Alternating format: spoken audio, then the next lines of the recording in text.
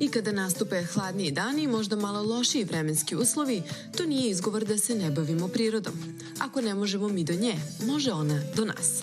Proteklih dana posetili smo vrtić Povratak prirodi, gde smo naučili mnogo zanimljivih činjenica o mineralima od Davida Lazića i njegovog šarmantnog asistenta, sina Jovana. Krenulo je vrlo spontano, tako što mi kao više decenijski kolekcionari minerala i fosila smo krenuli, odnosno ja sam prvo krenuo pre nego što se dete i rodilo da posvećam mnogo više vremena prirodi. To jurcanje po gradu i beton, što mi kažemo, je počeo da nas opterećuje i zaista se trudimo što više vremena da provodimo u prirodi.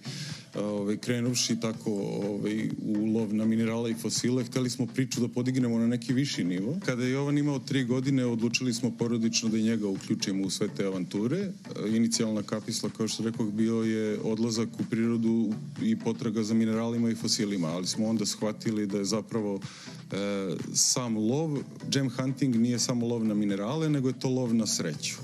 A lov na sreću je prvo druženje sa porodicom, onda uključivanje u sve to prijatelje i samim tim sreća i sam odlazak u prirodu i boravak tamo. Tako je otprilike krenula cela priča. Potraga za dragim kamenjem, odnosno potreba za srećom, ne samo da nas odrasle vraća prirodi, već i za najmlađe predstavlja zanimljivu i svakako edukativnu avanturu. Obično tražimo baš puno kamenčića i odmaremo se isto u prirodi. I onda, a pre smo, kad dođemo kući, operemo kamenčiće da budu čisti i onda ih stavimo neke kao ukras za dvorište, a neke za vitrinu. Naš mladi drugar nam je i otkrio koje lokacije su ga posebno fascinirale i šta u našoj zemlji nikako ne bismo smeli da propustimo ukoliko krenemo u potragu.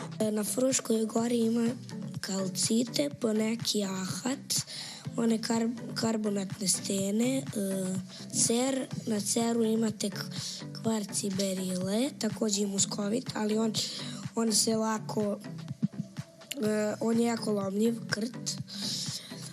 Na Rudniku imate samo kvarc, na Venčcu stene korunda.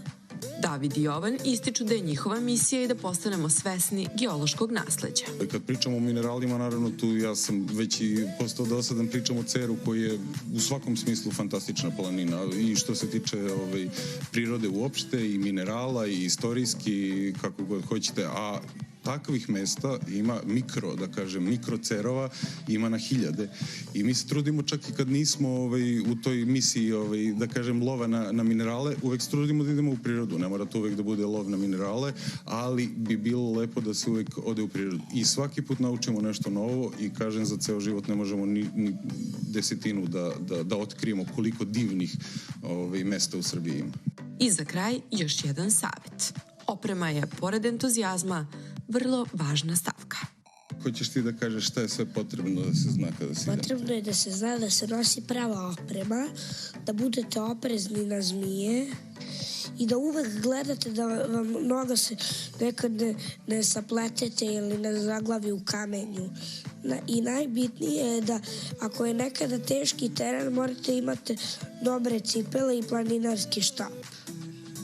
Na primjer, ove moje su za planinarenje. Ti si došao potpuno spreman danas. Hvala lepo.